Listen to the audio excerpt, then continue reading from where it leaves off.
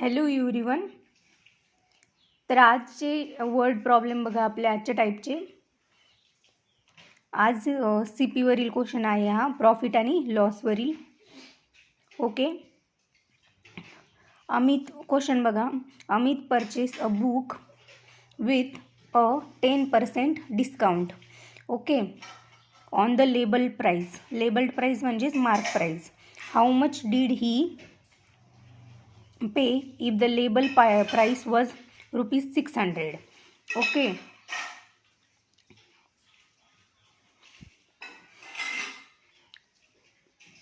तर आपल्याला selling price find out करायची आहे. मार्क प्राइस किती दिली आहे? लेबल प्राइस म्हणजेच मार्क प्राइस 600. ओके. 10%चं डिस्काउंट दिलं त्यावर, तर आपल्याला SP भेटून जाईल. ओके. 10%चं डिस्काउंट 600वरती. 600ची 10% म्हणजे 60. हे डिस्काउंट दिलं म्हणजे 600मधून 60 गेले 540. ओके. सो 540 ही सेलिंग प्राइस झाली आपली. ओके. नाऊ नेक्स्ट क्वेश्चन बघा. Find the compound interest incurred on an amount of 12,500 at the rate of 10% per annum after 2 years. Okay. Compound interest find out करायचा आहे. Okay. Amount किती दिला आहे? On an amount 12,500. Okay. Rate किती दिला आहे? 10% दिला आहे. सो 2 इयरसाठी फाइंड आउट करायचं. फर्स्ट इयरसाठी 12,500 10%ने म्हणजे 12,500ची 10% 1250. ओके. देन सेकंड इयरसाठी अगेन 12,500ची 10% म्हणजे 1250. आणि सेकंड इयरमध्ये फर्स्ट इयरवरील अमाऊंटवरती देखील 10% घ्यावं लागेल. 1250चे 10% म्हणजे 125. ओके. सो हे टोटल किती झाले? 26-25 झाले. ओके. सो हा झाला आपला CI फर्स्ट इयरसाठी. हा झाला आपला CI फर्स्ट इयरसाठी 2 इयरसाठी. ओके. फर्स्ट इयरसाठी 1250 झाला.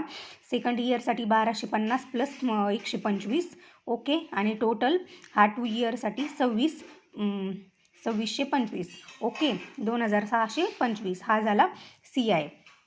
नाऊ थर्ड वन बघा. बोट अँड स्ट्रीमवरील क्वेश्चन आहे. सो क्वेश्चन काय सांगतो बघा. Ratio of downstream speed to upstream speed of boat is 11:5. By what percentage speed upstream is less than boat speed? Okay. Downstream speed आणि upstream स्पीडचा ratio दिला आहे 11x:5x. Okay. हे डाऊनस्ट्रीमचं sine आहे आणि हे अपस्ट्रीमचं साईन आहे. Okay. Upstream up, downstream down. 11x:5x. Okay. Boat काय असतं? बोट म्हणजे downstream plus upstream divided by 2 म्हणजे 16 डिवायडेड बाय 2 किती आलं? 8x आलं. आणि स्ट्रीम काय असतो? Downstream minus boat stream divided by 2. 11तून 5 गेले 6x डिवायडेड बाय 2 3x आलं. Okay. So speed of stream हा किती लेस आहे हे विचारलं आहे. ओके. सो बोट 8x आहे, स्ट्रीम किती आहे? 3x आहे. दोघांमध्ये डिफरंट 5xचा आहे. 5ने कमी आहे कशावर? बोटवर 8x वरती. 5ने कमी 8 वरती 5 म्हणजे 5/8 म्हणजेच 62.5% लेस आहे. व्हॉट पर्सेंटेज म्हटलंय त्यांनी. What percentage? इथं पर्सेंटेज आहे 62.5%. Okay.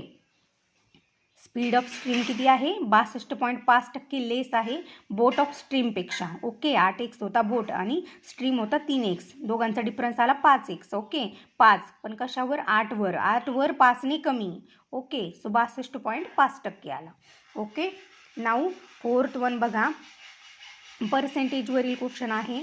If 5/9 part of the total population in a village is males and 30% of males are married. Okay. 5/9 part of the total population मध्ये काय आहे? मेल्स आहे. 5/9 पार्ट टोटल. सपोज 100 असेल total तर त्याचे 5/9 part काय आहे? मेल आहे. ओके. आणि 30% ऑफ मेल्स. त्या 5/9 पार्ट्समधील 30%. Okay. Then find the percentage of unmarried females in the village. Okay. Let population X मानलं ओके. मेल्स किती आहे त्या एक्सचे 5/9 पार्ट्स आहे म्हणजे 5x/9 ओके. मॅरिड मेल्स किती आहे 30% आहे 30% टोटल मेलच्या टोटल मेल किती आहे 5x/9 आहे त्याचे 30% किती आलं x/6 येतं ओके. x/6 येतं.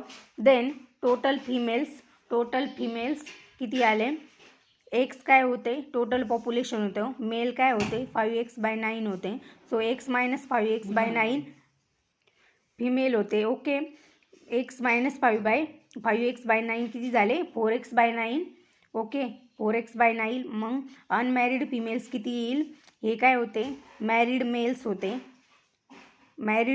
होते हे okay. Then 4x/9 - x/6 married mails गेले त्यामधून किती आले मॅरिड फिमेल किती आले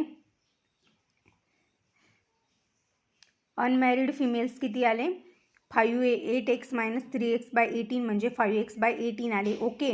इथे मॅरिड मेल्स होते ओके. अनमॅरिड फिमेल्स विचारला आहे. हे मॅरिड मेल्स या टोटल मेलमधून सबस्ट्रॅक्ट केले ओके. ते किती आले 5x/18.